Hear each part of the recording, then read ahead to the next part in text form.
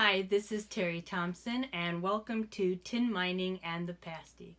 Today I want to tell you a little bit about a favorite culture of mine, and that is the Cornish tin miners.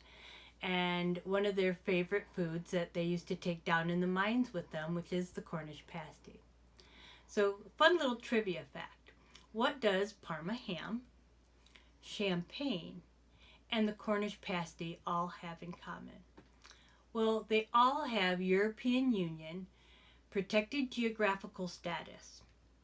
What this means is they have stringent ways of each being made and where they can be made in order to have the specialized names, such as Parma ham or champagne or a Cornish pasty. A pasty by every other name is not necessarily a Cornish pasty.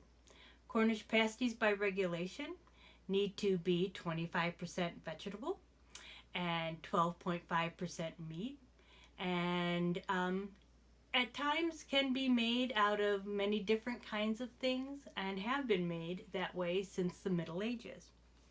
It was said a Cornish woman could turn anything into a Cornish pasty stuffing, which, if you talk to anyone, they'll let you know that the devil never goes into Cornwall, because he doesn't want to be turned into a pasty stuffing.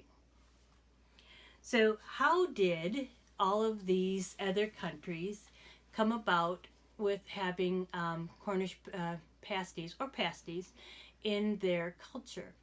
Well, it happened to be way back when the Cornish tin mines started to close down and the miners had to find other work.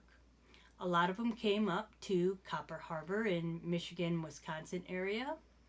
And there they worked with the Swedes, the Finnish, and the Italian miners down in the copper mines. And because they could speak the English language and they could assimilate into the United States culture so well, these other cultures would look to the tin miners to see what they were doing in the hopes of being able to copy what they did and become a better part of the American culture. This not only included their way of mining, but it also included their way of eating. And of course, the Cornish pasty was something that these miners brought with them from Cornwall. They also went into Mexico, and a lot of people don't realize that, Mexico has a mining culture. Their mines were pretty well destroyed during their War of Independence from Spain.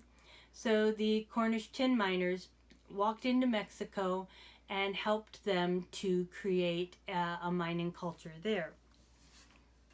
Now, in Real del Monte, where they reconstructed a lot of these mines, there is a big pasty culture. There are pasty shops that line the cobblestone streets. They have pasty celebrations and fairs.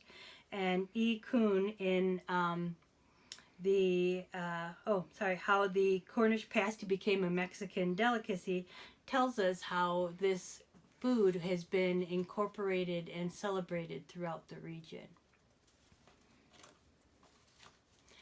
The miners also went down as far as Australia. Australia does have mines, and it has opal mines and different types of mines there.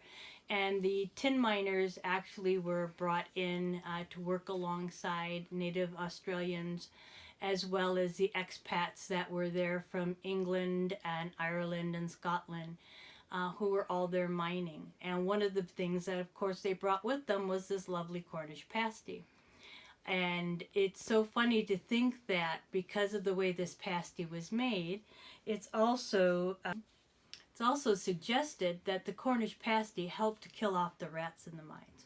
Now you would ask, how in the world could a Cornish pasty do that if it was something the men were eating? Well, tin mining and the mining that happened down there would often lead to arsenic poisoning. The miners would have arsenic on their hands, and they would hold this crust of this big, thick pasty as they would be eating it, and then later would throw the crust away where the rats would eat it.